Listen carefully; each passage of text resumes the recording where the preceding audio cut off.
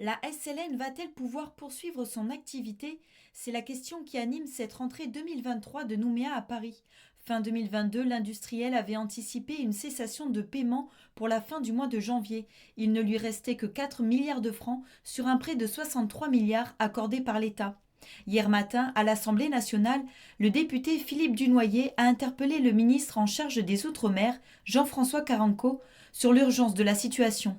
La productivité a été augmentée, mais depuis malheureusement le conflit en Ukraine, le problème des coûts de l'énergie est venu de nouveau tendre une épée de Damoclès au-dessus de la tête de cette société. Néanmoins, nous sommes maintenant dans ce mois de janvier fatidique, et ma question évidemment, quelle méthode comptez-vous utiliser pour engager des mesures immédiates de soutien financier avant que ne tombe le couperet du dépôt de bilan?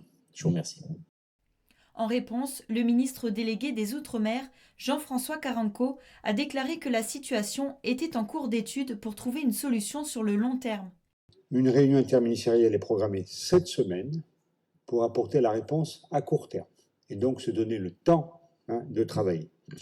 Pour travailler, le gouvernement est en contact étroit avec les autorités locales, les parties prenantes, pour poursuivre avec attention la situation, certes de la société SLN, mais de l'ensemble des activités de nickel en Nouvelle-Calédonie. Lors de sa visite au mois de décembre, le ministre de l'Intérieur et des Outre-mer, Gérald Darmanin, avait indiqué que le soutien de l'État se ferait sous conditions. La France sera toujours du côté, évidemment, de la Nouvelle-Calédonie et c'est très fier de sa production de nickel. Mais elle ne peut pas simplement se limiter, évidemment, à faire des chèques. On doit savoir quel est le projet industriel derrière le nickel. La SLN, société Le Nickel, est le premier employeur privé du pays. Elle compte 2300 salariés. En 2016, suite à un plan de sauvegarde, la société avait obtenu un prêt de 63 milliards de l'État pour se redresser et ainsi pallier la hausse du coût de l'énergie, réorganiser son travail et ses exportations. C'est un livre que vous aviez commandé, C'est arrivé la nuit de Marc Lévy. Ah oui. On l'avait commandé à la fin du mois. C'est arrivé la nuit. Après 15 jours de fermeture annuelle, l'antenne de la bibliothèque Bernheim de Koné a réouvert ses portes au public ce mardi. Cette fermeture, en fait, elle est nécessaire tous les ans pour pouvoir faire en fait un nettoyage des rayonnages, un reclassement surtout parce que les livres, les CD, DVD, enfin bref, tous les documents sont beaucoup manipulés durant l'année par les enfants, les familles, enfin le public qui vient. Donc il y a ces deux-là, je regarde. En fait, non, après on a ceux-là, les deux autres, mais c'est en français par contre. Cette année, on va poursuivre l'heure du conte, les ateliers qui sont proposés les mercredis pédagogiques ou les mercredis de cycle. On poursuivra aussi le cycle de conférences avec le centre d'initiation à l'environnement. Il y aura également la poursuite des soirées avec Tu connais jouer. On continuera aussi les accueils de classe qui ont lieu toutes les semaines scolaires. Voilà, regarde, il le propose dans la liste, vas-y là. Sinon, ce que tu peux faire, c'est que tu changes de moteur de recherche et tu vas sur Quant Junior. En 2022, l'antenne de la bibliothèque Bernheim de Koné a reçu plus d'1 millier d'élèves uniquement sur les accueils de classe. C'est important pour nous de proposer, avec les moyens dont on dispose, bien sûr, un panel de rendez-vous pour tous les âges, puisque, ben oui, comme je disais, en fait, on peut venir à la médiathèque de zéro, enfin, il n'y a pas d'âge, quoi, hein, c'est un lieu public, tout le monde peut venir, et il faut que tout le monde puisse y trouver son compte. Alors, on vous attend à la médiathèque.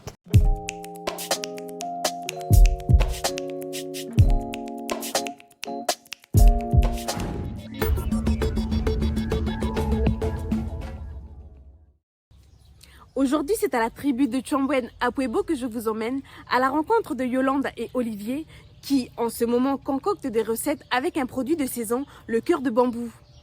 Allez, c'est l'heure de la cueillette, suivez-moi. Là, on est dans une bambouinière.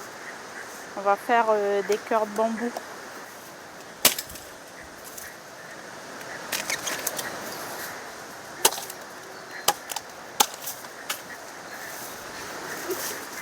C'est à partir du mois de novembre, octobre, novembre, décembre, janvier, février. C'est la saison des cœurs de bambou.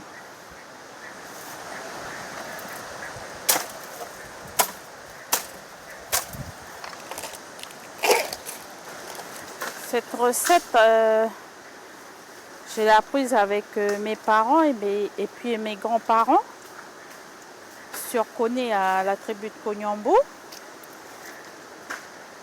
Quand c'est la saison, on descend à la rivière. Quand on va pour se baigner, on emmène des couteaux, les râpes et puis ensuite on fait les cœurs de bambou. On fait de la salade, on fait des achars aussi avec et puis on peut accompagner avec du poulet et puis de la viande.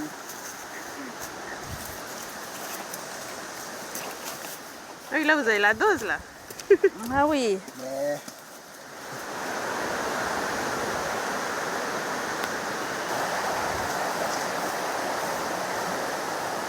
Je vais enlever la première peau, la première couche là.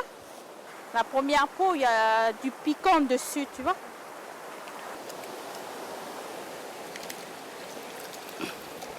Ensuite, je lave bien pour enlever le piquant. J'épluche la deuxième peau. Elle est dure et puis c'est cette peau-là qui gratte. Après, l'étape suivante, là, je vais râper le bambou.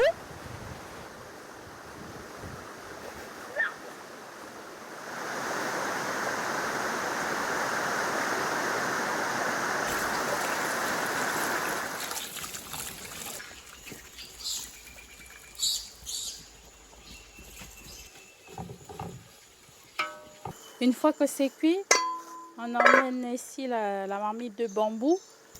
On va rincer les bambous. Je le rince parce que le bambou, parfois, il est amer. Et là, on rince pour faire partir le goût amer. Là, je presse le bambou. J'enlève tout l'eau qu'il y a dedans. Parce que si on fait avec l'eau, ça va être mou en fait. C'est courant la salade de cœur de bambou? Ça c'est surtout dans notre région, là où on fait souvent les cœurs de bambou. Par moment, quand on y pense, on fait de la salade de bambou. Là, je vais mettre les oignons.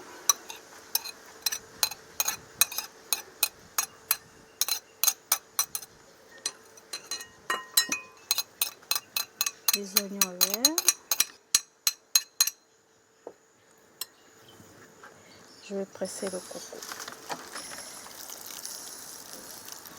Le coco, en fait, c'est du coco pur.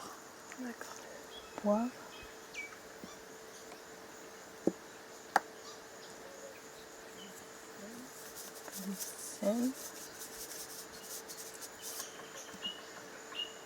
Du citron. J'ai pas de dose précise, je le fais au pif et puis c'est quand je le goûte. Si pour moi ça me convient, j'arrête de mettre les ingrédients. En fait. Là on va passer à table, on a terminé nos recettes. Toute cette recette elle est équilibrée et puis bio. Bon appétit. Bon appétit tout le monde. Oh,